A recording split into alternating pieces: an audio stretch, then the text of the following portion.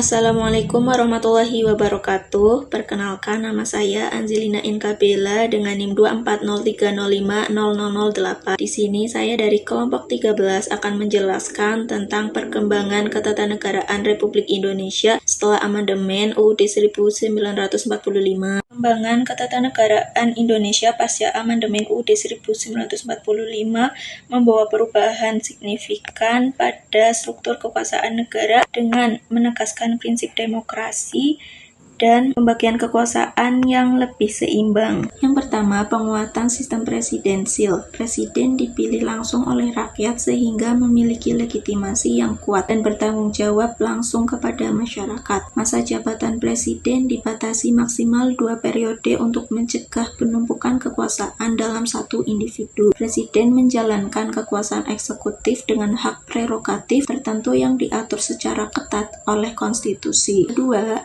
DPR jadi lembaga yang lebih kuat. DPR memegang peranan penting dalam pemerintahan dengan fungsi legislatif yang lebih jelas, yakni membuat undang-undang bersama presiden. Selain itu, DPR memiliki fungsi pengawasan atas jalannya pemerintahan dan pengelolaan anggaran negara, sehingga lembaga kontrol yang efektif terhadap kekuasaan eksekutif. 3. MPR tidak lagi lembaga tertinggi negara yang berwenang memilih presiden seperti masa sebelum amandemen. Fungsi utama MPR sekarang adalah melantik presiden dan wakil presiden hasil pemilihan langsung dan berwenang memakzulkan presiden melalui mekanisme konstitusional jika terjadi pelanggaran. Struktur MPR juga berubah menjadi gabungan dari anggota DPR dan Dewan Perwakilan Daerah. Sekian dari saya, selanjutnya akan dilanjutkan oleh rekan saya. Terima kasih. Nah, setelah membahas perubahan struktur kekuasaan negara sekarang, kita akan membahas lahirnya lembaga-lembaga baru dalam sistem ketatanegaraan pasca amandemen 1945. Nah, perkenalkan, nama saya Filsafy Iva Pravita dari kelompok 13. Amandemen UUD 1945 yang membawa perubahan besar dalam struktur ketatanegaraan Indonesia. Salah satunya, dampak utama adalah lahirnya lembaga-lembaga negara baru untuk memperkuat prinsip demokrasi, checks and balance, dan penegakan hukum. Nah, yang pertama, DPD, Dewan Perwakilan Daerah. DPD dibentuk untuk mewakili kepentingan daerah dalam sistem ketatanegaraan Indonesia. Nah, lembaga ini berperan ikut membahas berbagai rancangan undang-undang yang berkaitan dengan otonomi daerah, hubungan antara pemerintah pusat dan daerah, pengelolaan sumber daya ekonomi daerah, serta aspek APBN yang menyangkut daerah. Selain itu, DPD juga memberikan pertimbangan kepada DPR dalam pemilihan anggota BPK dan melakukan pengawasan terhadap pelaksanaan undang-undang yang berkaitan dengan penyelenggaraan pemerintahan daerah. Kehadiran DPD bertujuan memperkuat posisi dan suara daerah dalam proses kebijakan nasional. Lalu ada Mahkamah Konstitusi. Mahkamah Konstitusi berfungsi sebagai penjaga konstitusi yang memastikan setiap undang-undang tidak bertentangan dengan Undang-Undang Dasar 1945, melainkan mekanisme uji materi. Selain itu, MK juga memiliki kewenangan memutuskan sengketa hasil pemilu, menangani pembubaran partai politik, serta menyelesaikan perselisihan kewenangan antar lembaga negara.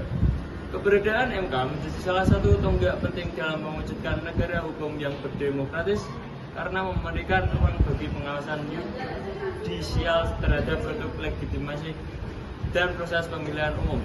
Lalu Komisi Yudisial atau KY. Komisi Yudisial dibentuk untuk menjaga kehormatan, keluhuran martabat dan perilaku hakim agar sistem peradilan tetap bersih dan independen. KY juga memiliki tugas mengusulkan pengangkatan hakim agung kepada DPR, sekaligus melakukan pengawasan terhadap etika hakim bersama Mahkamah Agung. Lahirnya KY mencerminkan komitmen negara untuk meningkatkan integritas peradilan dan memperkuat kepercayaan publik terhadap lembaga hukum. Halo, perkenalkan nama saya Cinta Ramona Putri Ayutnosari dengan NIM 2403050032. Setelah amandemen Undang-Undang Dasar 1945,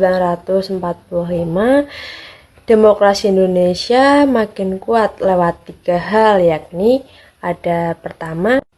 yang pertama, pemilunya itu lebih demokratis karena semua kepala daerah dan juga pejabat-pejabatnya itu dipilih langsung oleh rakyat, serta partainya itu lebih rapi karena di ambang batas parlemen.